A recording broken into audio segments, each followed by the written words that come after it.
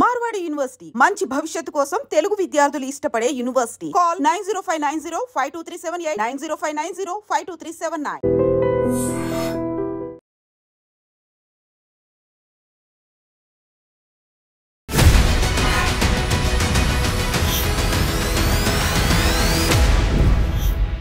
నమస్తే, welcome to I dream inside politics with కవిత.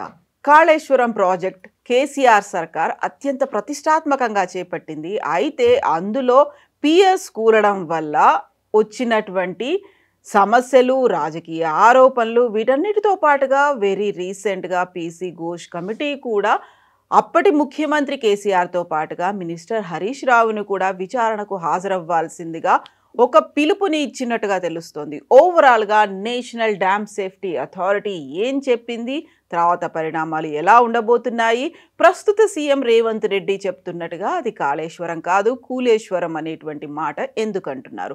మనతో పాటుగా ఉన్నారు సాగునీటి జలరంగ నిపుణులు, పొలిటికల్ అనలిస్ట్ వి ప్రకాష్ గారు. ప్రకాష్ గారు నమస్కారం అండి. సో కాళేశ్వరం ప్రాజెక్ట్ అనగానే కేసీఆర్ ఒక అత్యంత పెద్ద ప్రాజెక్ట్ కింద చేపట్టారు. 1 కోటి ఎకరాల మాగాణి తయారవుతుంది అనేది కరెక్ట్గా ఎన్నికల ముందు పిఎస్ కూలిపోవడం, ఆ తర్వాత వచ్చినటువంటి ఆరోపణలు, అనుమానాలు అవే నిజమయ్యాయి అనేటువంటి ఒక వాదన.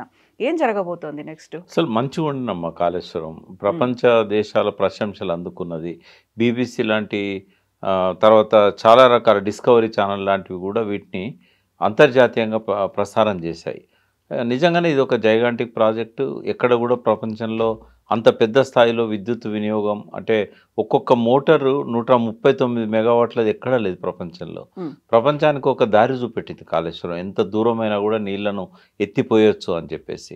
అటువంటి ఒక మంచి ప్రాజెక్టును ఇవాళ మీ ముందు నేను చాలా సీరియస్ కామెంట్ చేయబోతున్నాను. ఎందుకంటే ఇది మొత్తం రాజకీయ కుట్రలో బలైంది. ఫస్ట్ కుట్రకి ఎక్కడ ఆరంభమైంది అని అంటే పియర్స్ విధ్వంసం. నేను 100% నమ్ముతున్నది ఏంటంటే, నా వ్యక్తిగత అభిప్రాయం, ఇది టీఆర్ఎస్ది కాదు, నేను అప్పుడు చైర్మన్ ఉన్న జలరంగ దీనికి నా పర్సనల్ ఒపీనియన్ చెప్తున్నాను నేను, ఇది ఖచ్చితంగా విధ్వంసక చర్య. దానంతట అది కూలిపోలేదు, ప్రమాదం జరగలేదు, కావాలని చేశారు. ఎవరు చేశారు అనేది పోలీసులు తేల్చాలి. సీఎం గారికి ఫోన్ వచ్చింది, ఒక పెద్ద శబ్దం వినబడ్డది, ఏదో జరిగింది. ఎప్పుడు? ఆ రాత్రి త్రూ ఈఎన్సీ చాలా పెద్ద శబ్దం వినబడ్డది, చాలా ఊళ్ళకి వినబడ్డది, ఏదో జరిగింది అని ఆయన చెప్తే ఇమ్మీడియట్గా ఇదే విషయాన్ని మీరు ఎఫ్ఐఆర్ పోలీస్ కంప్లైంట్ ఇవ్వండి అని చెప్పాడు. ఆ రాత్రే వాళ్ళు పోయి పోలీస్ కంప్లైంట్ ఇచ్చారు. ఏం జరిగిందో అక్కడ కనబడలేదు మనకు. ఎందుకు అంటే ఒకరోజు మొత్తం పట్టింది నీళ్లు పోవడానికి. ఆడ నీళ్లు కంప్లీట్గా ఎవాక్యువేట్ చేశారు. చేసేసరికి ఒక రోజు పట్టింది. ఎఫ్ఐఆర్ అయితే అంతకుముందే నమోదైంది. మార్నింగ్ న్యూస్లోనే చెప్పారు, పెద్ద శబ్దంతో మేడిగడ్డ రోడ్డు ఏదైతే ఉన్నదో కింద కుంగింది అని. పిల్లర్స్ కుంగినాయి అనేది నీళ్ళన్నీ పోయిన తర్వాత కనబడ్డాయి. ఆ రోజు 11 టీఎంసీల దాకా అక్కడ ఆగి ఉన్నాయి. గేట్లు వేసారు అప్పటికి. ఎందుకంటే అది జరిగింది అక్టోబర్లో. జనరల్గా ఏమైందంటే జూలై, ఆగస్టు, సెప్టెంబర్ మాసాలలో ఫ్లడ్ చాలా ఎక్కువ ఉంటుంది. అంటే అప్పుడు గేట్లు వేయరు, అప్పుడు స్టోర్ అయ్యి మామూలుగా వెళ్తూ ఉంటాయి. ఎప్పుడైతే తగ్గుతుందో ఫ్లో గేట్లు వేస్తారు. అక్కడ గేట్లు వేసి ఉన్నాయి ఆ రోజు. ఆ మొత్తం గేట్లు తీసి ఒక 24 గంటలు పంపించారు. అయితే ఆ పియర్స్ ఎక్కడైతే దెబ్బతిన్నాయో అక్కడ గేట్లు ఎత్తడం సాధ్యం కానట్టుంది. సరే, ఏది ఉన్నా కూడా నేను ఒక కామన్ సెన్స్కి వచ్చాను. మామూలు సాధారణ వ్యక్తిలాగా, నిపుణుడు అక్కర్లేదు. ఎన్డీఎస్ఏ ఎంక్వైరీ చేసింది కదా 18 నెలలు, ఈ శబ్దం ఎందుకు వచ్చింది? వెయిట్ చేశాను నేను, ఎన్డీఎస్ఏ తేలుస్తుంది. నాకు కావాల్సింది ఒక 11 టీఎంసీల వాటర్ ఉన్న దానిలో అట్టడుగున ఉన్న పియరు 1.5 ఫీట్ కిందికి పోతే, 1.5 ఫీట్ కిందికి పోతే అంత శబ్దం వస్తుందా? అది ఇసుకలో కూరుకుపోయింది, లోపలికి కిందికి దిగుతుంది, స్లోగా దిగుతుంది. మరి శబ్దం ఎందుకు వచ్చింది? ఎన్డీఎస్ఏ రిపోర్ట్ ఇది లేదా? ఈ సౌండ్కి సంబంధించి లేదు. తర్వాత ఎఫ్ఐఆర్ ఇచ్చారు కదా పోలీసులు, ఇప్పటివరకు ఛార్జ్ షీట్ వేయలే, దాన్ని క్లోజ్ కూడా చేయలేదు. ఇది మిస్టేక్ ఆఫ్ ఫ్యాక్ట్ అని కూడా క్లోజ్ చేయలేదు. నేను ఇప్పటికి తెలంగాణ ప్రజల ముందు పెడుతున్నా, ఎక్కడో నీళ్ళల్లో అట్టడుగు 11 ఫీట్ల కింద దాదాపు 11 టీఎంసీలు అంటే ఇంకా ఎక్కువ ఉంటుంది. 11 టీఎంసీల స్టోరేజ్ అన్నప్పుడు చాలా డౌన్లో ఉంటుంది అది.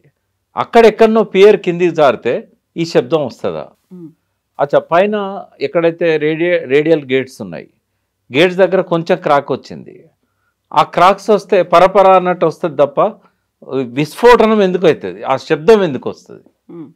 అది రాత్రిపూట జరిగింది. అన్ని గ్రామాలకు ఎట్లినబడ్డది. ఆఫీస్ ఎక్కడుంది? ఈ జరిగిన దగ్గర నుంచి ఇది జరిగింది మనకు 19-20 పియర్స్ దగ్గర 85వ పిల్లర్ యువతల మనకు ఆఫీస్ ఉంటుంది. ఆఫీస్లో తలుపులు పెట్టుకున్న ఇంజనీర్లకు ఎట్లినబడ్డది ఆ సౌండ్? అంటే సంథింగ్ ఏదో జరిగింది. ఎలక్షన్ల ముందు ఎన్నికల కోసమే ఏదో చేశారు అనేది అక్కడ స్పష్టంగా కనబడుతూ ఉంది. ఇంకోటి, అది మధ్యలో కూడా జరగలేదు. ఆ సిరివంచ సైడు, ఆ బార్డర్ సైడు, అవతల సైడు సిరివంచకు ఒక 10-12 కిలోమీటర్ల దూరం అనుకోండి. బట్ ఆ మహారాష్ట్ర బార్డర్ అక్కడ అట్నుంచి ఆడికి రీచ్ కావడానికి అవకాశం కూడా ఉంది. దీని తర్వాత ఉన్నాయి ఇంకా 19 పియర్సే. చిన్నగా ఈత కొట్టుకుంటూ కూడా రావచ్చు అక్కడికి, లేదంటే ఒక తెప్పె లాంటిది వేసుకొని కూడా రావచ్చు. ఏం చేసినలో ఏమైందో తెలియదు మనకు. బట్ ఖచ్చితంగా అది విధ్వంసం అనేది నేను ఇప్పటికీ నమ్ముతున్నా. ఒకవేళ కనుక ఎన్డీఎస్ఏ ఈ సౌండ్ ఎందుకు వచ్చింది అని చెప్పుంటే, నిపుణులు దాన్ని సర్టిఫై చేసి ఉంటే నేను నమ్మేవాడిని. కానీ ఇప్పుడు వాళ్ళు ఏం చెప్పలేదు కాబట్టి ఇది ఖచ్చితంగా విధ్వంసం అనేది ఒకటి. రిపోర్ట్ చూసారా మీరు? చూశాను. అందులో ఏమీ లేదు, కొండంత రాగం తీసేదో అంటారు కదా. 18 నెలలు పెట్టుకొని ఏం చెప్తారంటే, అక్టోబర్ 24 నాడు వాళ్ళు విజిట్ చేశారు. అక్టోబర్ 23-24 ఆ టైంలో, ఏది 2023 అంటే అది అయిన తర్వాత ఒక 3 డేస్కి. ఆ తర్వాత వాళ్ళు 31వ తారీఖు నాడు ఢిల్లీలో డైరెక్ట్ ప్రెస్కి రిలీజ్ చేశారు వాళ్ళ ఒపీనియన్ని. ఇది నిర్వహణ లోపం కావచ్చు, నిర్లక్ష్యం కావచ్చు, డిజైన్ లోపం కావచ్చు అని ఏదో 4 రకాల కారణాలు చెప్పారు. మొన్నిచ్చిన దానిలో కూడా ఏమంటారంటే, నిపుణులను అపాయింట్ చేసి కారణాలను అన్వేషించాలట ఇప్పుడు ఇచ్చిన ఎన్డీఎస్ఏ రిపోర్ట్లో. అంటే ఇంకా నిపుణులను అపాయింట్ చేయాలని చెప్పారు. వాళ్ళ నోటీస్కి వచ్చినాయి, కొన్ని అంశాలు పెట్టారు, డిజైన్స్ విషయంలో కావచ్చు, ఇంకో దాని విషయంలో కావచ్చు, కానీ నిర్ధారించలేదు. ఎన్డీఎస్ఏ ఏది కరెక్ట్గా చెప్పలేదు మొన్నటి రిపోర్ట్లో తప్పట్టడానికి. అటువంటిప్పుడు ఇంజనీర్ల మీద చర్యలు తీసుకోవాలని విజిలెన్స్ కమిటీ ఎట్లా చెప్తుంది? వాళ్ళ అనుమానాలు మాత్రమే వ్యక్తం చేశారు తప్ప ఇప్పటికి కూడా నిర్ధారణ జరగలేదు. పీసీ ఘోష్ కమిటీను వాళ్ళు కమిషన్ అనవచ్చు మనం. పీసీ ఘోష్ కమిషను వెయిట్ చేస్తున్నారు, ఎన్డీఎస్ఏ రిపోర్ట్ ఏమన్నా వస్తే వీళ్ళ తీర్పుగా అది బాగా ఉపయోగపడుతుంది కదా అని చెప్పి వాళ్ళు వెయిట్ చేస్తున్నారు. వాళ్ళకు అవసరమైన తీర్పు రాలేదు ఆడ. అదేది స్పష్టంగా తేల్చలేదు. ఇంకా డిగ్ చేయాలనే చెప్తున్నారు, ఇంకా కారణాలు అన్వేషించాలనే చెప్తా ఉన్నారు. మరి ఇప్పటికీ 5-6 సార్లు పీసీ ఘోష్ కమిషన్ని ఎక్స్టెండ్ చేస్తూ వచ్చారు. ఎప్పుడు ఇచ్చినా 2 నెలలు, 1 నెల, 2 నెలలు ఇట్లా ఇస్తున్నారు. ఇప్పుడు రేవంత్ రెడ్డి ప్రవర్తన చూసినట్టయితే, వ్యవహార శైలి, ఆయన మాటలు చూసినట్టయితే దీన్ని నెక్స్ట్ ఎలక్షన్ల దాకా ప్రొలాంగ్ చేసేటట్టు కనబడుతున్నది. ఎందుకంటే కాళేశ్వరం అనేది కేసీఆర్ను బ్లేమ్ చేయడానికి ఒక అస్త్రంగా పెట్టుకున్నాడు ఆయన. కాబట్టి మళ్ళీ ఎలక్షన్ల దాకా దీన్ని సాగదీసి, దీని ద్వారా చుక్క నీరు కూడా మీకు వ్యవసాయానికి రావట్లేదు అని అంటే, ఆయన దోపిడీ, ఆయన 1,02,000 కోట్లు దోసుకున్నాడు అని చెప్పడం ఆయన చేసిన పని. ఇప్పుడు ప్రభుత్వం ఒకవేళ ఎక్స్టెండ్ చేయాలి అనుకున్నప్పుడు కమిటీ అయితే ఉంది కదా, కమిటీ విచారణ జరుపుతోంది. అక్కడ ఉన్నటువంటి ఈఎన్సీలు, స్వయంగా మీరు కూడా వెళ్ళొచ్చారు, అప్పుడు ఉన్నటువంటి ఐఏఎస్ అధికారులు అందరూ అటెండ్ అయ్యి వచ్చిన తర్వాత ఇప్పుడు వెళ్లాల్సింది మాజీ సీఎం, మాజీ మంత్రి అనుకున్నప్పుడు వాళ్ళని కూడా విచారణకు పిలుస్తున్నారు అని అన్నప్పుడు అటెండ్ అవుతారు. ఆ తర్వాత రిజల్ట్ అనేది వస్తుంది అనేది అనుకోవట్లేదా మీరు? ప్రభుత్వమే చేయిస్తుందని ఎందుకు అనుకుంటారు? నేను అనుకుంటున్న పీసీ ఘోష్ గారు ఎన్డీఎస్ఏ కమిటీలో ఏం చెప్తారో దాన్ని కూడా ఆయన అధ్యయనం చేసిన తర్వాతనే తీర్పు ఇవ్వాలనుకుంటున్నారు అని నేను అనుకుంటున్నా. ఎందుకంటే ఎంతమంది పోవాలనో అంతమంది, 100 మంది, నేను 100వ విట్నెస్ని. నాకంటే ముందు 99 మంది అయినలు, ఆ తర్వాత కూడా చాలామంది అయినలు. మరి చాలాసార్లు కూడా పిలిచారు వాళ్ళు, ఒక్కొక్క ఈఎన్సీని, ఇంజనీర్స్ని, సెక్రటరీలను 3 సార్లు 2 సార్లు ఇట్లా పిలిచారు. ఆయనకు వీళ్ళ దగ్గర నుంచి ఇంకా అదనంగా రాబట్టుకునేది ఏమీ లేదు. జస్ట్ ఈ was waiting for NDSA report. నేను అనుకునేది అయితే ఆ రిపోర్ట్లో అస్పష్టంగా ఉంది. కాకపోతే ఇప్పుడు మీరు ఒక ఎక్స్పర్ట్గా వెళ్ళారు, లేకపోతే అక్కడ ఉన్నటువంటి అధికారులు కూడా వాళ్ళు ఏం ఎక్స్పీరియన్స్ చేశారు, వాళ్ళ కట్టడ నిర్మాణంలో ఉన్నటువంటి పాలు పంచుకున్నటువంటి వాళ్ళందరూ అటెండ్ అయ్యారు. ఎవరైతే ఒక నిర్ణయం తీసుకున్నారో, ఎవరైతే దానికి సంబంధించి ఒక ప్రణాళికలు వేశారో వాళ్ళని కదా అటెండ్ అవ్వమంటుంది. అంటే ఆయన ఎన్డీఎస్ఏ రిపోర్ట్లో ఏం చెప్తారో చూసి మళ్ళీ మళ్ళీ పిలవడం ఎందుకు, దానిలో వచ్చే నిర్ధారణల ఆధారంగా సీఎం గారిని కానీ తర్వాత హరీష్ రావు గారు అప్పుడు ఇరిగేషన్ మినిస్టర్ ఉన్నారు, వాళ్ళని క్వశ్చన్ చేయాలని అనుకోవచ్చు ఆయన. అది అస్పష్టతకు వచ్చింది కాబట్టి ఇప్పుడు ఈయనకి ఇచ్చిన ఎక్స్టెన్షన్ ఇంకొక 1 month, అంటే ఈ May 1st స్టార్ట్ అయింది ఆల్రెడీ, May 30th వరకే ఉన్నది, 31st వరకు ఉన్నది. కాబట్టి బహుశా మరి ఈ 20 రోజుల్లో పిలుస్తారేమో అని నేను అనుకుంటున్నాను. కాకపోతే అక్కడ కాళేశ్వరం కాదు కూలేశ్వరము అన్నారు అనుకుంటే అక్కడ స్టెబిలిటీ అనేది లేదు. ఎప్పటికైనా ప్రమాదం జరగవచ్చు, ఎప్పటికైనా కూలిపోవచ్చు. ఒక దుష్ప్రచారం అమ్మ అది. ఇప్పుడు ఆ పియర్స్ కుంగింది కూడా ఇసుకలోనే అనేదే కదా నిర్ధారణ. ఇసుకల్ని కుంగినాయి, మరి అది ఇసుక మీద నిర్మించినట్టుగానే. అంటే నేను అనేది ఏంటంటే ఇసుకల బ్యారేజీలు నిర్మిస్తారా అని ఆశ్చర్యం వ్యక్తం చేశాడు. ఇక్కడ మీ ద్వారా నేను ఐ డ్రీమ్ పాఠకులకు శ్రోతలకు నేను చెప్పదలుచుకున్నది ఏంటంటే 2 ఉంటాయమ్మ, బ్యారేజ్ వేరు డ్యామ్ వేరు. బ్యారేజీలలో కూడా 2 రకాల బ్యారేజీలు ఉంటాయి. స్టోరేజ్ చేయడానికి అవసరమైన బ్యారేజీలు ఉంటాయి, అదేవిధంగా ధవళేశ్వరం ప్రకాశం బ్యారేజ్ లాగా వచ్చిన నీళ్ళను వచ్చినట్టు వదిలేసే బ్యారేజీలు ఉంటాయి. కొద్దిగానే ఆడ స్టోరేజ్ ఎంత అంటే 2 TMC, ఆడ 4 TMC పెట్టారు, బట్ కింద అంతా ఇసుక కూరుకుపోయింది కాబట్టి ఒక 2 TMC ఉంటుంది ఆడ. అయితే ఈ బ్యారేజెస్ ఎప్పుడు కూడా దానికి ఎక్కడైతే మనకు రాక్ లేదో అక్కడే బ్యారేజీలు ప్రిఫర్ చేస్తారు. ఎందుకంటే రాక్ ఉంటే డ్యామే కడతారు కదా, రాక్ లేని కాడ నీళ్ళు అవసరం ఉంటాయి, అక్కడ బ్యారేజీలు కడతారు. అంటే ఎప్పుడు బ్యారేజీలు ఇసుకలనే కడతారు. ఇసుకల బ్యారేజ్ కడతారా అంటే ఇసుకలనే కడతారు బ్యారేజీలు. అయితే కింద ఫౌండేషన్ లేదు కాబట్టి కొంచెం స్ట్రాంగ్ ఉండటానికి ఏం చేస్తారంటే చాలా డెప్త్ వరకు ఈ సీకెండ్ పైల్స్ కానీ షీట్స్ ఏవైతే ఉంటాయో అవి కానీ అట్లాంటి షీట్ పైల్స్ అంటాం, అట్లాంటి స్ట్రక్చర్స్ పెడతారు వాళ్ళు. ఎందుకంటే మామూలుగా కట్టలా కడితే అది కొట్టుకపోతుంది కాబట్టి స్ట్రాంగ్ ఉండాలని చెప్పేసి పెడతారు ఇవి. ఇక్కడ కూడా ఆ బ్యారేజీలు కట్టిందే నీటి స్టోరేజ్ కొంత చేసుకోవడానికి. ఇప్పుడు ధవళేశ్వరం లాగా ప్రకాశం బ్యారేజ్ లాగా ఇక్కడ గోదావరి మీద బ్యారేజీలు కట్టినట్టయితే మనకు తెలంగాణకు ఉపయోగపడవు. ఇక్కడ అక్కడ నీళ్ళను కొంత ఆపుకోవాలి, ఆ ఆపుకున్న నీళ్ళను మనం పైకి లిఫ్ట్ చేసుకోవాలి. ఆపుకునేది ఎందుకంటే హెడప్ కోసం. కన్నెపల్లి పంప్ హౌస్ ఉంది, చాలామంది ఈ మధ్య రాస్తున్న వాళ్ళకు కూడా నేను వాళ్ళ కళ్ళు తెరిపించాలనుకుంటున్నా. వాళ్ళు ఏమనుకుంటారంటే మేడిగడ్డ అనేదే దానికి మొత్తం జీవనాధారం, అంటే మొత్తం కాళేశ్వరం ప్రాజెక్ట్కే హెడ్ అనేదే మేడిగడ్డ అనేది. అయితే హెడ్ మేడిగడ్డ కాదు, హెడ్ అనేది కన్నెపల్లి పంప్ హౌస్. ఎందుకు అంటే గోదావరి ఫ్లడ్ డేస్లలో ఆపకున్నా కూడా కన్నెపల్లి పంప్ హౌస్ నుంచి 2 TMCలు కానీ 3 TMCలు కానీ ఎత్తిపోసుకోవచ్చు. ఆ ఫ్లో నుంచే గోదావరిలో నిరంతరం ఫ్లో ఉంటుంది. ఎప్పటి నుంచి జూలై నుంచి మొదలుపెట్టి మనకు July, August, September, October, November దాకా ఫ్లో ఉంటుంది. ఆగస్టుకు వచ్చేసరికి చాలా పెద్ద మొత్తంలో పోతూ ఉంటుంది, జూలై వరకే. ఈ ఫ్లో నుంచే మనం 3 TMCలు రోజు ఎత్తిపోసుకోవడానికి కావాల్సినంత అవకాశం కన్నెపల్లి పంప్ హౌస్ దగ్గర ఉన్నది. మేడిగడ్డ దగ్గర గేట్లు పెట్టకున్నా కూడా ఎప్పుడు మనకు మేడిగడ్డ అవసరము అని అంటే మనకు నవంబర్, డిసెంబర్ తర్వాత ఫ్లడ్ తగ్గుతుంది బాగా. అయితే అక్టోబర్ నుంచే దాదాపుగా ఏం చేస్తారంటే కొన్ని గేట్లను క్లోజ్ చేస్తూ ఉంటారు, మెల్లమెల్లగా కొంత హైట్ తగ్గించుకుంటూ అది చేస్తారు. ఈ జనవరి వచ్చేసరికి మొత్తం గేట్లు వేసేస్తారు. వేసేసి జూన్ దాకా మళ్ళీ వర్షాలు వచ్చేదాకా ఎన్నైతే నీళ్ళు వస్తాయో గోదావరిలో అవి ఆగిపోతాయి.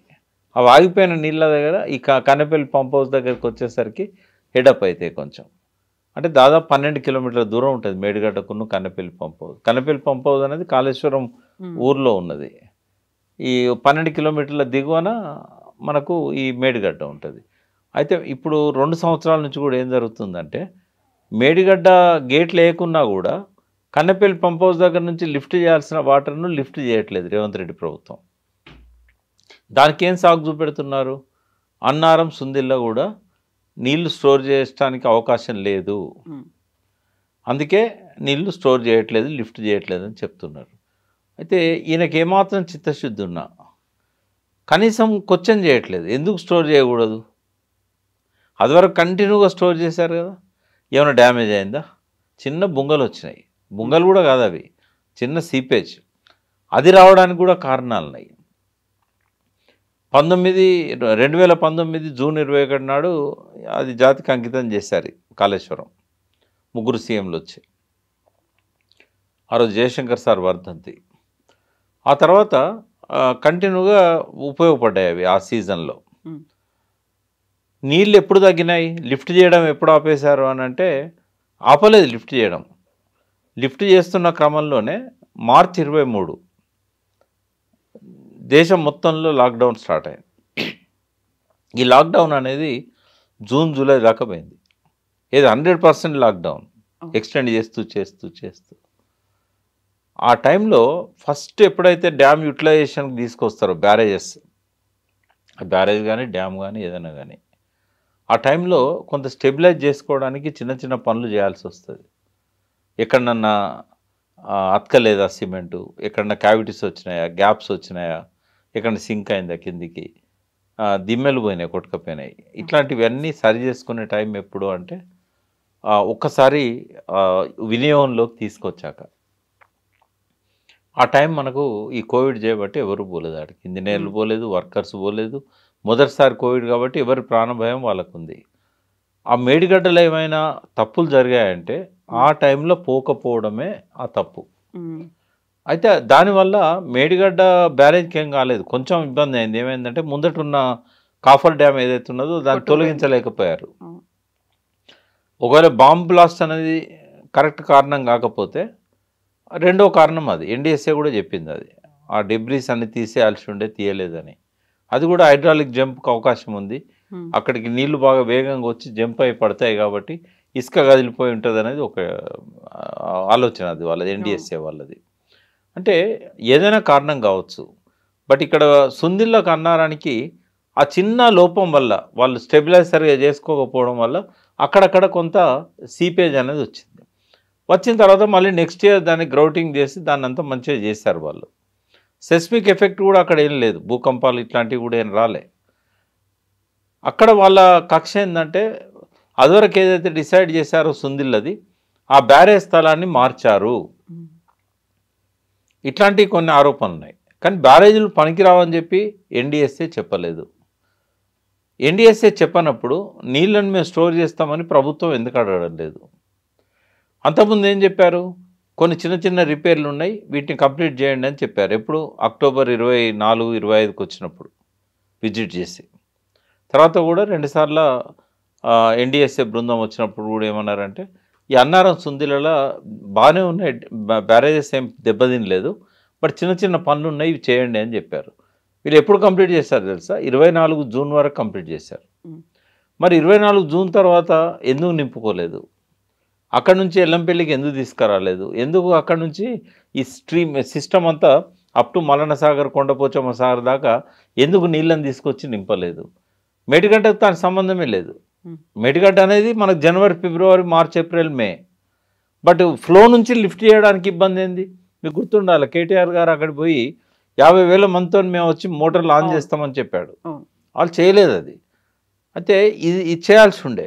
అప్పుడన్నా కనీసం ఎన్డీఎస్ఏ కళ్ళు తెరిచి ప్రజలు నీళ్లు కోరుకుంటున్నారు, రిపేర్లన్నీ కంప్లీట్ అయిపోయినాయి అని చెప్పేవాళ్ళు. ఇప్పుడు వాళ్ళు ఎన్డీఎస్ఏ రిపోర్ట్లో ఈ 3 బ్యారేజీలలో ఆ 2 బ్యారేజీలు పనికిరావని చెప్పలే, మేడిగడ్డ కూడా పనికిరావని చెప్పలే, రిపేర్లు చేయాలని చెప్పారు.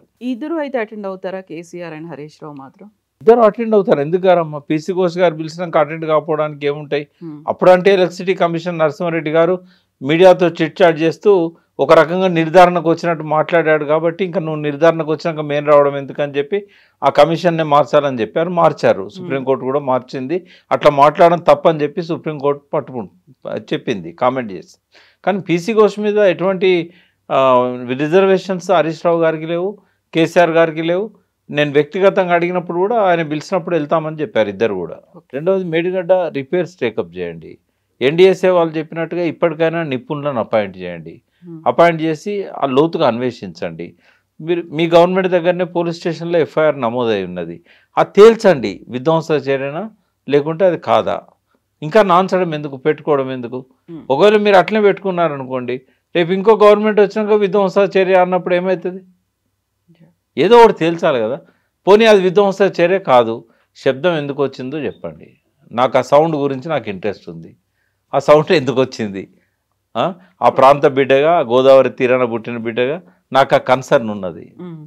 కాబట్టి ఇది జాతి ప్రయోజనాల కోసం ప్రభుత్వ డబ్బుతో, ప్రజల డబ్బుతో ఏర్పాటు చేసిన కాళేశ్వరం. అది కేసీఆర్ సొంత ఆస్తి కాదు, కేసీఆర్ సొంత డబ్బులు కాదు అవి. కాబట్టి ప్రజల ఆస్తి ప్రజలకు చెందాలి. కాళేశ్వరం మీద ఎంత కోపాన్ని ప్రదర్శించినా అది ప్రజలకు ఉపయోగపడే బ్యారేజ్ మీద మీరు మాట్లాడడం అనేది దాన్ని ఉపయోగంలోకి తెచ్చే విధంగా ఉండాలి తప్ప, దాని మీద ఎంత రాయి వేసినా లేకుంటే ఇసుక పోసినా అది మన మీదనే పడుతుంది తప్ప దానికేం నష్టం కాదు. కాబట్టి జాగ్రత్తగా మాట్లాడాలనేది నేను కోరుతున్నాను రేవంత్ రెడ్డి గారిని, అంతే. థ్యాంక్ యూ సో మచ్ అండి. నిజంగా ప్రస్తుతం ఉన్నటువంటి సమాజం దేనికి ప్రయారిటీ ఇస్తుంది? ఆర్థిక సంబంధాల చుట్టూ మాత్రమే తిరుగుతుంది. మళ్ళీ ఎన్నికలంగానే చాలా విరక్తి కలుగుతాను. మంచి అనిపిస్తుంది కదా, లేడీస్ కూడా ఛాలెంజింగ్ జాబ్స్ చేసినప్పుడు చాలా బాగుంటది. ట్రాఫిక్ అసిస్టెంట్స్ గా నియమించిన ట్రాన్స్జెండర్స్ అందరితో సాల్యూట్ చేయించుకుంటున్నారు. ఫుడ్ డెలివరీ ఇవ్వటానికి వెళ్ళినటువంటి డెలివరీ బాయ్ అనిల్ పై కళ్ళ ముందు